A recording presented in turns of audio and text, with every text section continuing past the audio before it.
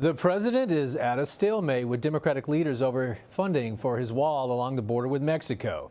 For days, President Trump has threatened to declare a national emergency in order to secure funding. During a roundtable at the White House Friday, the president said he would hold off to give Congress more time to come to an agreement. But a new CBS poll shows 67% of Americans say he should not take emergency action. And only 34% of Americans believe there is a crisis along the border.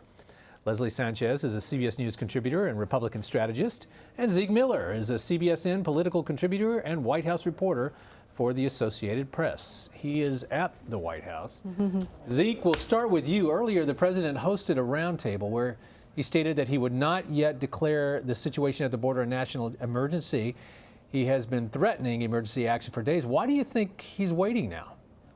Well, the indication we're getting is that the president's advisors want to use the national emergency as the option of last resort. It's the most risky for a president. This president, really any president, it opens Pandora's box from a legal perspective. If you can declare a national emergency for something like the border, you can declare a national emergency for a lot of other things. It sets a dangerous precedent from that view. The other one is that it's almost certain to face legal challenge where its future is not quite certain. So for the president, he wants to have this fight with Congress. He believes he's winning, and he's said that a number of times. He believes he's winning in this confrontation with Democrats on Capitol Hill, that his voters, certainly his base, want him to fight for this wall, this barrier now on the border. So why would he do that? It would be seen as not necessarily a capitulation to Democrats, but if he believes he's winning this fight, why not fight a little bit longer and maximize that leverage against Democrats? That's not sort of the consensus view in Washington and in some of the limited polling we've seen. But if from the president's perspective, that's why he's not right now declaring that national emergency. Leslie, GOP leaders are somewhat divided over the issue of border wall, border barrier, border fencing funding. Is this causing a rift among Republicans?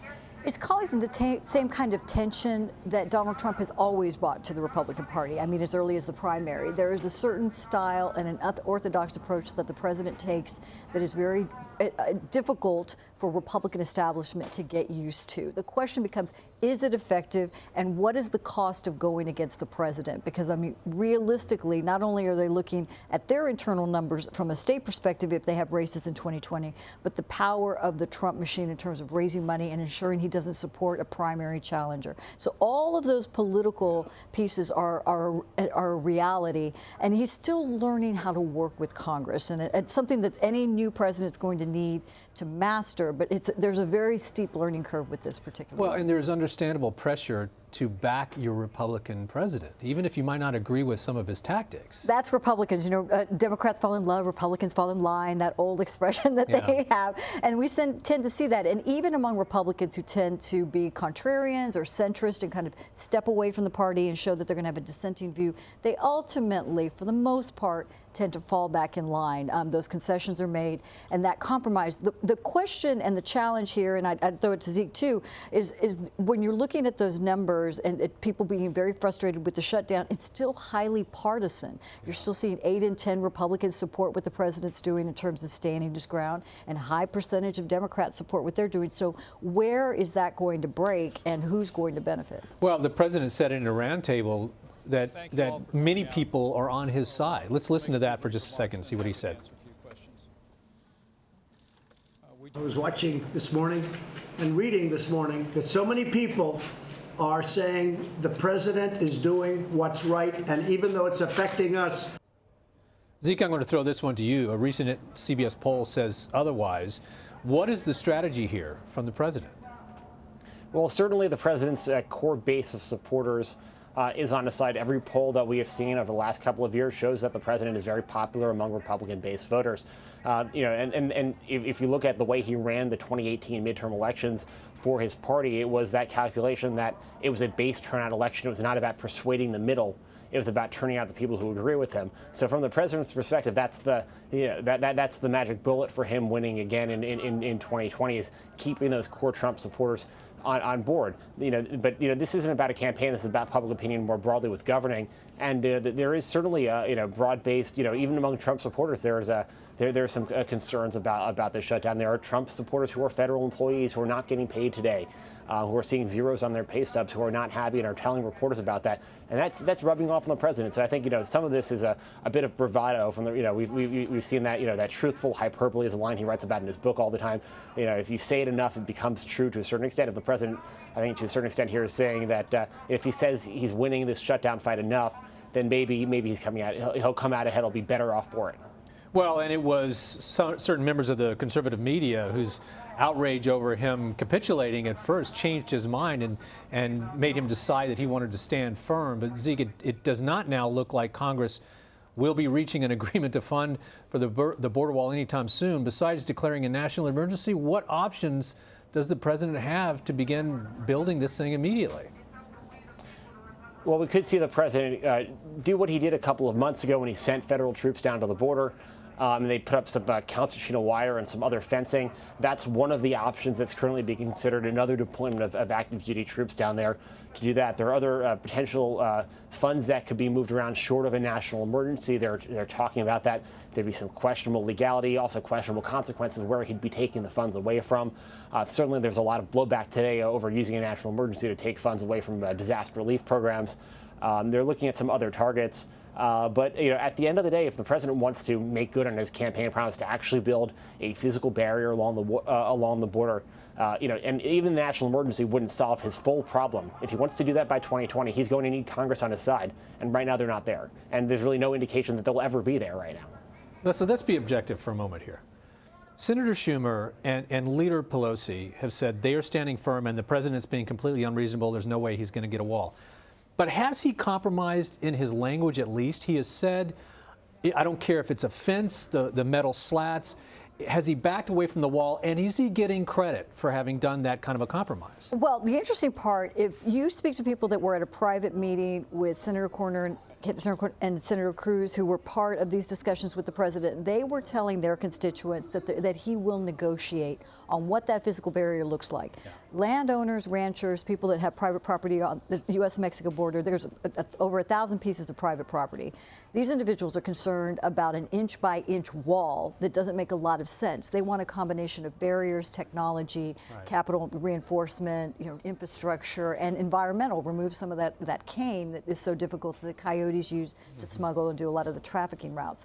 If they can do that, I think the Democrats are feasible, can say they want border security. We agree. Just what type of wall? A wall is what kind of wall? That's the trigger word right there, isn't it? He ran on a wall, and he ran on a wall that Mexico was going to pay for. Now he has somewhat backed off of that and said that they will indirectly pay for it with the savings from this great deal that he signed with Mexico and Canada. But how important is that word wall going to be when he runs in 2020? The bigger issue, it's not just important because it's the wall, it's because it's a promise Republicans have made consistently going back to the 80s to the base that they would deliver on border security, and they have failed. They failed that the president, Ronald Reagan, failed when he declared amnesty. They failed in 1996 when they started another immigration reform, and they've consistently, even with the 2006, secure fencing, they've failed to secure that properly as well. For legal reasons, for a lot of other reasons, and because the narco traffickers and such and the drugs are more sophisticated in some cases than a slow bureaucracy. Yeah. So there's not a lot of light there. The president is basically understanding the pulse of the people. They want something done. Well, and he had 2 years of Republican-held Congress and was not able to get it done then. So now the Democrats have the House. It's making it even more difficult for him. Zeke, let's turn now to Syria and the troop withdrawal. The military has already started removing equipment from Syria. Is there a timeline now to begin withdrawing troops? There isn't really, and that's the challenge. Both internally, talking to White House officials, talking to the Pentagon and others, there's no firm deadline here. And if talking to Ambassador Bolton, I've just returned from a trip to the Middle East with him a couple of days ago. He made clear that timelines are not a thing that this administration likes to do. They like to set conditions on the ground. And one of the things that we saw from him is that he sort of added in a whole bunch of conditions that really weren't apparent when the president laid out the Syria withdrawal plan about a month ago. where he said that the U.S. would finally knock out what remains of the territorial caliphate of ISIS in Syria, and then also separately would protect its allies, namely particularly the Kurds, who face an assault from Turkey, which considers some of the U.S. allies there on the ground to be terrorists in their country. It's not clear that second condition will be met anytime soon, and that will determine just some of the pace of the withdrawal. But certainly on the first front, in terms of defeating what remains physically of ISIS on the ground, that's something that the White House believes can be accomplished really in the next 5 or 6 weeks. And then the withdrawal, at least some of the withdrawal taking place. Certainly, the fate of the Kurds is one that a lot of folks in Washington they've been mistreated by the United States and made promises that have never been fulfilled for decades now. That's something that there's a lot of concern over. But the withdrawal will take place. But exactly when the last U.S. troops will leave is undetermined right now. All right, Leslie, battle lines closer to home. President Trump's former personal lawyer, Michael Cohen, has agreed to testify before Congress in February. The president has kind of poo-pooed it, like it's no big deal. His current lawyer has poo-pooed it, said not worried at all. Really, what do you think? No, I think any reasonable person would be worried, especially somebody that had such internal knowledge and was such the deal maker, particularly for him personally. So as much as people want to discount it, I will say this is where Republicans and Democrats, independents all agree. They want to see where the full, pulling the string to see ultimately where this goes. And I think many people are keeping their powder dry, so to speak, on making a judgment until they hear all the different testimony and all the pieces are put together. And the question is, will we ever know all of it?